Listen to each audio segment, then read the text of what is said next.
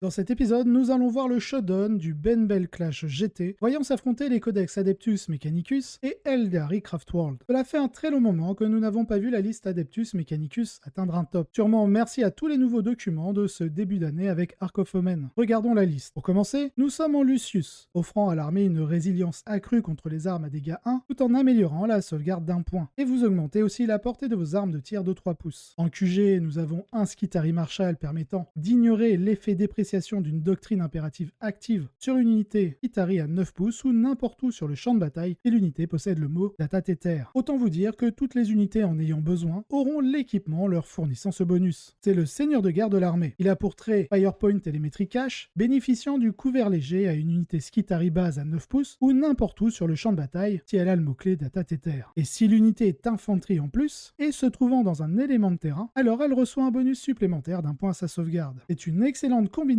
avec le trait du Montforge Lucius. Pour ce qui est de la relique, exemplar Ethnity, elle remplace tout simplement votre capacité d'aura offrant une relance D1 pour blesser par une relance D1 pour toucher et blesser à 6 pouces du personnage. Ensuite, nous avons deux Tech Priest Manipulus, le premier avec l'amélioration Logi, outre le fait de pouvoir réduire une fois par bataille le coût d'un type de stratagème, vous débutez avec la partie initiale, permettant d'ignorer les PA -1 et -2 sur l'unité base. Et lorsque vous estimerez en avoir besoin, vous réaliserez l'action pour remplacer la partie initiale par celle avancée. Celle-ci vous permet d'ignorer les bénéfices du couvert contre une unité ennemie. En relique, le Raiment of Technomartyr donne une insensible générique à 5+, pour le porteur, mais surtout la possibilité, durant votre phase de commandement, d'ignorer les modificateurs pour toucher sur une unité base à 3 pouces. Pour le second Tech Priest, il aura l'amélioration Maggie, offrant un bonus de +2 à l'Advance pour sa partie initiale, et l'ajout de touches supplémentaires sur des 6 pour toucher. Le fait de jouer 2 Manipulus vous permettra d'améliorer la portée des armes de vos Rangers ou Vanguard de 6 pouces, ainsi que la pénétration d'un point. En quatrième et dernier choix de QG, un techno-archéologiste empêchant les unités ennemies d'arriver à 12 pouces ou moins de la figurine. Je vais faire une petite parenthèse au sujet de cette capacité. Lorsque l'on regarde les règles rares de repositionnement et replacement, vous pourrez repousser toutes les unités sortant du champ de bataille et y revenant, car elles seront considérées comme reinforcement. Donc cela fonctionne non pas uniquement à la phase de renfort qui se trouve dans la phase de mouvement, mais à n'importe quelle phase. Que ce soit par exemple des Thousand Suns qui se téléportent en phase psychique, vous pourrez tout de même les repousser à plus de 12 pouces. Maintenant, refermons la parenthèse et revenons à notre techno-archéologiste. Il offre la possibilité à une unité base de pouvoir réaliser une action et tirer, et il est amélioré en artisan. La partie initiale vous donnant la possibilité de désengager, tir, charger sur une unité à 6 pouces. Pour ce qui est de la partie avancée, elle améliore la force des tirs d'une unité base à 6 pouces. Il possède le trait Lucius Luminescent Blessing, donnant transhumaine à 4+, et unité base à 9 pouces aussi, et la relique Lucius, The Solar Flare, permettant une fois par bataille de téléporter le porteur et une unité base à 3 pouces de celui-ci, n'importe où sur le champ de bataille à plus de 9 pouces de toute figurine ennemie. Donc pour résumer, vous aurez une unité de Ranger ou de Vanguard, bénéficiant du couvert léger, pouvant avoir +1 à la sauvegarde si elle se trouve dans un élément de terrain, merci les ventilations ou les forêts sur les layouts WTC, sans oublier que vous avez encore un bonus de +1 à la sauvegarde via Lucius contre les dégâts 1, ignorant la PA -1 et -2, ou transhumaine 4+, et pouvant désengager, tirer et charger, en ignorant bien entendu les malus à la touche. Et n'oubliez pas, ils ont +9 pouces à la portée de leurs armes, via le bonus de Lucius et du Manipulus. Le combo Lucius que nous avons connu à la sortie du codex est de retour. Merci Games Workshop. Passons aux troupes, car spoiler, vous avez 2 unités de 20 Rangers, avec le Data Tether et l'Omnispex afin d'ignorer les bénéfices du couvert léger, ainsi que 2 Arc Rifles. Ensuite, une unité de 20 Vanguard, car leurs armes blessent automatiquement. Ils ont aussi le Data Tether et l'Omnispex, mais à la place des Arc Rifles, ils ont 2 Plasma Caliver. Enfin, pour finir avec cette catégorie, nous rajoutons 2 unités de 5 Vanguard, car il faut bien tenir les objectifs. Chacune de ces 2 unités possède un Plasma Caliver. En élite, une unité de 5 Infiltrators en Power Sword et Stub Carbine, avec la disparition de l'armure du mépris, j'ai tout de même une préférence pour les tasers, car bien plus intéressant pour le côté explosif des touches qu'ils représentent. Ils peuvent s'infiltrer au déploiement avec une capacité défensive assez intéressante, car toute attaque ennemie à 12 pouces ne pourront pas être relancées, aussi bien pour toucher que pour blesser. Ensuite, on a une unité de 7 Ruststalker en Transonic Blade. En dehors de la dépréciation de l'impératif Boulevard, l'unité ignore tous les modificateurs au mouvement, à l'advance et à la charge. Au niveau de sa résilience, l'unité obtient un bonus de +1 à la sauvegarde lorsqu'il bénéficie du couvert. Vous vous rappelez les bonus Lucius? Bref, une belle accumulation de bonus défensifs. Du côté des attaques rapides, c'est un peu la fête. 3 unités d'Iron Strider Ballistarius en canon laser Conis jumelé, 2 unités de 2 et 1 unité d'1. Redevenus base, ils pourront de nouveau profiter des relances pour toucher et blesser du Skitari Marshal via l'Exemplar Eternity. Ensuite, 2 unités de Pteraxis Sterilizor. Comme beaucoup d'armes à PA-1, l'unité devient plus intéressante depuis la disparition de l'armure du mépris. Grâce à ses armes de mêlée et les lance-flammes, leur permettant de tirer même s'ils ont Advance, sachant que cette unité pouvant désengager et charger, en obtenant un bonus de plus une attaque s'ils chargent ou sont chargés, cela fait des Sterilizors une excellente unité pour le scoring et de projection pour gérer une unité à sauvegarde moyenne. Nous rajoutons une unité de 3 Cerberus Raiders, bien que leur capacité à pouvoir ignorer la règle de Loquat Surf soit assez marrante, mais ce n'est pas ce qui va nous intéresser ici. C'est surtout pour son mouvement d'avant-bataille. Cela permet d'ouvrir plusieurs secondaires comme engagés sur tous les fronts, voire derrière les lignes ennemies. Sans oublier qu'avec leur mobilité, ils ont aussi une utilité pour faire écran aux téléportations adverses. Pour finir avec cette liste, un transport, un Scorpius Dune Raider.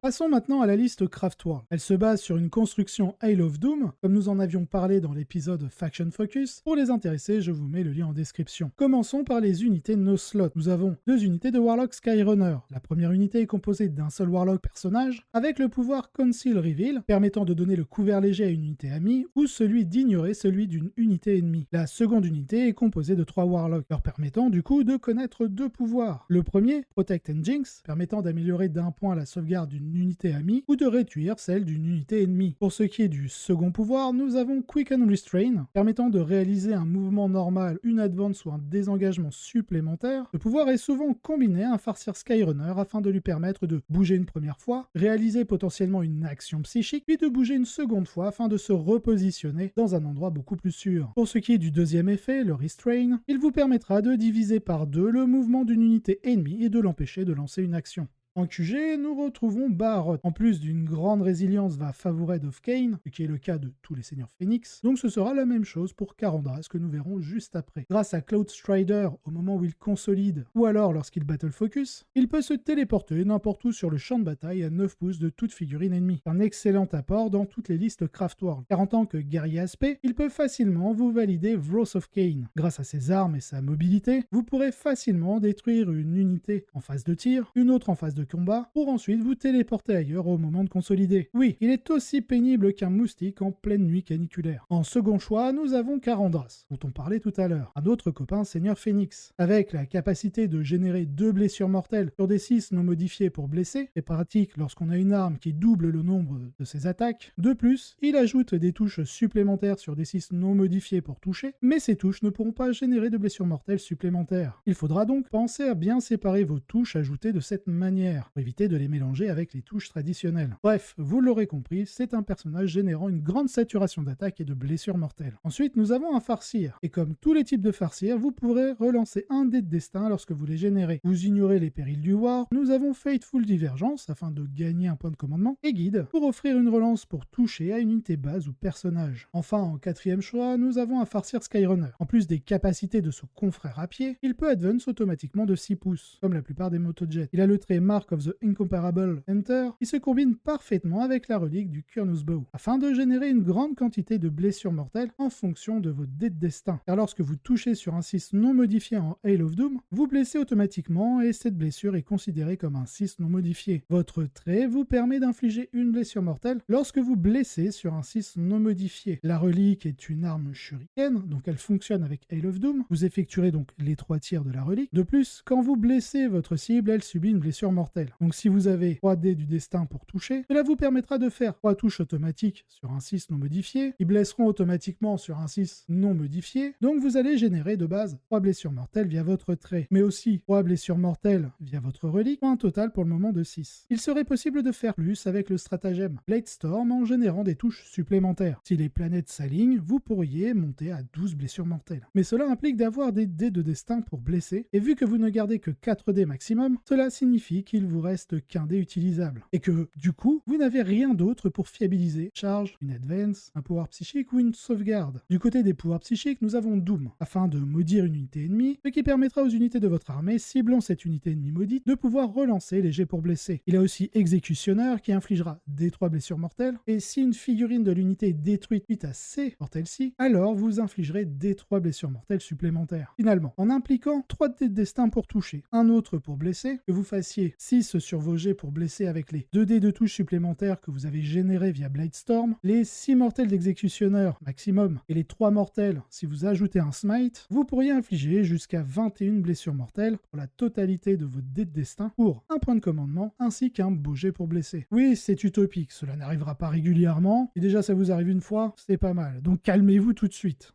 Du côté des troupes, nous avons une unité de 5 rangers, utile pour tenir l'objectif dans votre zone de déploiement. Vous pourriez cibler un personnage grâce à vos snipers, mais avec une force 4 et PA-1, vous n'irez pas très loin. Restez-en sur le contrôle d'objectif, ce sera très bien. Et en fonction du scénario, vous pourriez les infiltrer pour générer un point de commandement réglementaire. En élite, 3 unités de Dire Avenger, 2 unités de 10 et une de 9. Lorsque l'on joue à Hail of Doom, c'est l'unité à avoir absolument en plusieurs exemplaires et en grande quantité, car combiné à Doom et Guide, vous obtenez 33 tirs, relance des touches, où tous les 6 pour toucher blesseront automatiquement, et faisant passer la PA-2 en PA-4. La seule faiblesse vient de la portée de leur arme. Mais celle-ci pourra être mise en réserve via le stratagème Webway Strike, ce qui tombe bien car la liste commence avec 3 points de commandement pour pouvoir en placer 2, ce qui leur permettront d'arriver n'importe où sur le champ de bataille à 9 pouces de toute unité ennemie. Autant vous dire que pour scorer vos points de Vlosovkain, c'est l'unité par excellence qui vous validera vos points de destruction avec des attaques à distance. Pour le reste des unités de cette catégorie, on reste dans les habitudes. Une unité de 5 Calling Banshee avec la Mirror Sword combinée au pouvoir Exarch Piercing Strike pour doubler les attaques de l'Exarch et de monter ses dégâts à 2 au lieu de 1. Rajoutez la relique Crown Scream qui vous permet une fois par bataille, sur 2+, d'infliger des 3 blessures mortelles, plus une pour chaque charge réussie durant la partie. En général, vous l'utiliserez à la première charge pour infliger D3 plus une mortelle. De plus, lorsque vous chargez, vous interdisez l'Overwatch et le Set to Defend, vous infligez combattre en dernier à une unité ennemie à portée d'engagement, vous obtenez plus 1 pour blesser, et au cas où on oublierait quelque chose, vous pouvez advancer charge et votre adversaire a -1 pour vous toucher. Je sais pas où en est la crémière, mais le crémier est d'accord. Attendez, car je n'ai pas fini avec les élites. On finit la catégorie avec une unité de 5 Striking Scorpion, avec la Beating Blade et le pouvoir Exarch Crushing Blow. La première double vos attaques, et le pouvoir Exarch vous permet de blesser automatiquement lorsque vous touchez, ce qui vous permet de fiabiliser vos attaques, mais cela ne vous permettra pas d'infliger des blessures mortelles via le jet pour blesser. Comme Karandras, vous infligez des blessures mortelles sur des 6 non modifiés pour blesser en raison d'une part blessure. Et ils ajoutent aussi des touches supplémentaires sur des 6 non modifiées pour toucher, et tout comme Karandras, elles ne peuvent pas générer de blessures mortelles. Donc pensez bien à les séparer des jets normaux. En attaque rapide, nous avons une unité de 3 Shining Spear. L'Exarch est équipé du parangon sabre lui permettant de relancer ses jets pour toucher et blesser, en plus de bénéficier d'une attaque supplémentaire. Avec le pouvoir Earth Strike, celui-ci pourra infliger une blessure mortelle lorsque vous obtiendrez un jet de 5+ non modifié pour blesser. Assez intéressant lorsque l'on a une full rule touche et blesse via le parangon sabre. Vous rajoutez à cela la Cane Lance. Lorsque vous chargez une unité ennemie, quand vous serez à portée d'engagement, alors vous pourrez lancer un dé et sur 4+, vous infligez D3 blessures mortelles et un combattre en dernier. Tout comme les Banshees et les Scorpions, l'unité n'est pas très résiliente. Même si votre adversaire subit un malus de -1 pour toucher sur ses attaques à distance, il faudra utiliser les décors pour vous mouvoir à travers le champ de bataille. Mais je pense que ce ne sera pas trop difficile avec un mouvement de 16 et au besoin une advance automatique de 6 pouces parce que oui, vous êtes une motojet. Pour les derniers choix de cette catégorie, nous avons 2 unités de Windrider. La première de 9 figurines, tous équipés de canons shuriken, parce que Hail of Doom, évidemment, il cumule une grande mobilité et létalité au tir, et il n'en reste pas moins des Space Marine Primaris en termes de résilience. C'est-à-dire une endurance 4, 2 points de vie et une sauvegarde à 3+. La seconde unité est composée de 3 figurines en catapulte shuriken jumelée, pouvant scorer surengagées sur tous les fronts et derrière les lignes ennemies, tout en allant chercher une petite unité tenant un objectif, afin de profiter d'une relance des 1 pour toucher. Enfin, pour finir avec la liste, nous avons en transport un Wave Serpent en canon shuriken et catapulte shuriken jumelée. Cela vous permettra d'offrir une plateforme de projection à vos Banshees, voire à votre unité de Dire Avenger. Et définitivement l'un de ces matchs où la trajectoire de l'attrition est assez claire. Cette liste d'admecs est très difficile à détruire pour beaucoup d'armées, mais Hail of Doom est assez parfait pour la tuer. Cependant, cela ne veut pas dire que la partie est gagnée d'avance. Les Craftworld peuvent démonter les Skitarii au fil des tours, mais ils doivent être assez prudents sur la façon dont ils le font, en utilisant Fire and Fade et le Battle Focus pour garder leurs jouets en sécurité, et en ayant très peu de choses en ligne de vue sur les objectifs, voire de se jeter pour behind enemy line. Les Admech, Adeptus Mechanicus, ont aussi quelques tactiques en réserve pour dissuader les Aeldari de trop s'engager. Les Pteraxi Galaxy qui peuvent descendre et enfumer une escouade d'aspect, et bien sûr le Solar Flare pour redéployer certains des Skitarii. Ajoutez à cela les 15 points garantis d'Archaeovolt, car les Aeldari n'ont pas d'option d'unité avec objectif sécurisé pour contester. Les Admech ont une chance réelle ici de l'emporter. Vous prenez les bannières, et peut-être l'Eradication of Flesh, et faites en sorte que les Aeldari mettent suffisamment de temps à finir vos unités robotiques, qu'ils ne puissent pas rattraper le score. Ce que les Aeldari ont en leur faveur pour contrer cela, ce sont les Seigneurs Phoenix, car avec les Rangers,